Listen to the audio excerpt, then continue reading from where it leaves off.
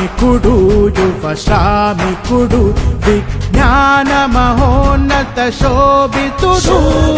కార్మికుడు సదా సేవకుడు మహోజ్వల ప్రజ్వల సైనికుడు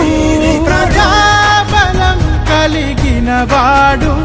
ప్రజల్లో ఒక్కడు కదయితడు జగనన్న ఆశయ బలమితడు